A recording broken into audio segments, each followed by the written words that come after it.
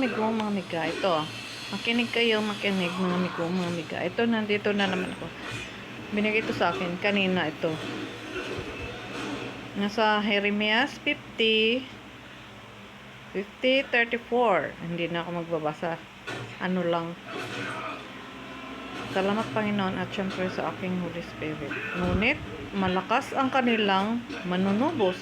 Ang pangalan niya Yahweh, ang kapangyarihan. Siya ang makikipaglaban para sa kanila at magpapadala rin siya ng ligalig sa Babylonia at sa mga mamamayan nito. Yun lang po. Yan ang binigay sa akin. God bless everyone. At ako nga pala si Rowena Seronay del Rosario. Yun ang totoong pangalan at hindi ako nagbabago.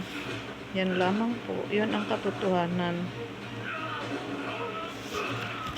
sa aking buhay.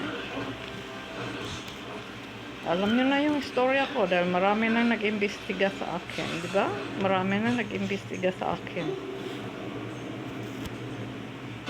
At yung anak ko, siya ang gumagawa ng aking mga account. Siya ang gumagawa. Dahil pinaubaya ko sa kanya ang lahat dahil siya ay may alam sa kasi maraming manloloko sa social media kaya pinaubaya ko sa kanya at ipinalangin ko yan sa Panginoon at pumayag naman siya. Pinahintulutan siya na siya ang mag-enhance ng aking mga ito, tulad nito. Pinapayagan siya dahil pinanalangin ko, hiningi ko yan sa Panginoon. Yan ang tunay na katotohanan. Yung mga account ko simula noon doon pa sa Yahoo, yung panganay kong anak ang gumawa ng account ko dati. Tapos nag-ano sa Facebook. Tapos nung nawala na siya, ito na yung isa. Siya ang gumagawa. Binigyan niya ako ng cellphone, siya ang gumawa ng mga account ko.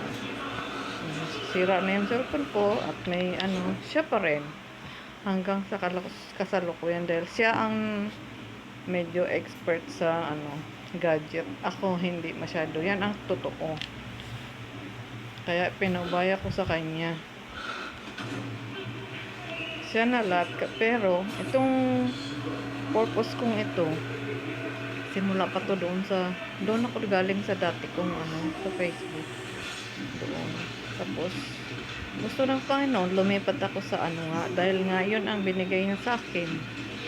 Kaya nag-stay din na lang ako dito dahil dito rin niya ako dinadala. Dito na lang ako namamulagi. Kahit walang nakakakita o may nakikinig man o wala, ito. Nandito pa rin ako dahil patuloy siyang nagbibigay sa akin ng mga mensahe. At hindi ko alam kung saan lumilipad yung aking mga mensahe. Pero isa lang yung ginagamit ko, ito lang. At hindi ako nagpapalit ng pangalan. Siya na bahala mag-share kung gusto niya i-share. Dahil ito naman ang layunin ko, ipahayag ang lahat. Kung ano yung binigay sa akin, yun. Binibigay ko sa inyo. Katulad ngayon. Katulad nung nakaraang araw, hindi ko maka-open ng YouTube ko. Hindi ko alam kung bakit. Tapos pinaano ko, ayun, bumalik na.